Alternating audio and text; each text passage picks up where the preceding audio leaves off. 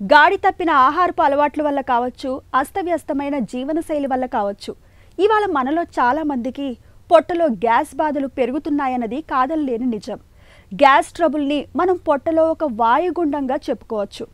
కడుపు ఉబ్బరం, పులితేనుపులు, ఆపాన వాయువులతో ఒకటే ఇబ్బంది పెట్టే గ్యాస్ బాధలకు ఇవాళ ఆధునిక వైద్యంలో చక్కటి చికిత్సలు అందుబాటులో ఉన్నాయి.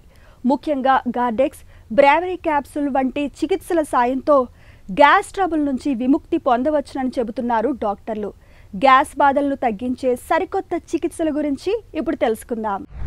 కడుపు ఉబ్బరం, గ్యాస్ ఎక్కువ వస్తుంది, ఏం తిన్నా గ్యాస్ వస్తుంది. కొన్నిసార్లు ఏమవుతుందంటే సింపుల్ ప్రాబ్లమ్స్ ఉంటాయి. మనం తీసుకున్న ఆహారం ఒంటికి పట్టకపోవడం, ఫర్ ఎగ్జాంపుల్ పీనట్స్ కానీ లేకపోతే బాదం పప్పులు కానీ ఇలాంటివి కొంతమంది పడవు.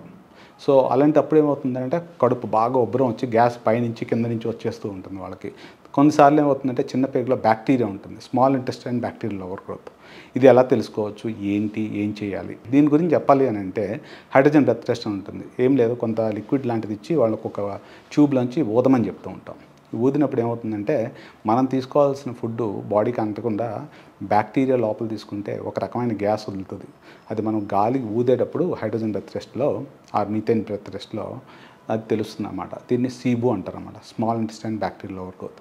ఈ పర్టికులర్ పేషెంట్స్కి కొన్ని రోజుల పాటు యాంటీబయాటిక్స్ లాంటివి ఇస్తే వాళ్ళకి బెటర్ క్యూర్ ఉంటుంది. ఇది ఎలా తెలుసుకుంటానంటే పేషెంట్స్, మీరు ఏదైనా యాంటీబయాటిక్ వేసుకున్నప్పుడు ఈ కడుపు ఉబ్బరం తగ్గుతుందా అంటే అవును సార్ అంటారు.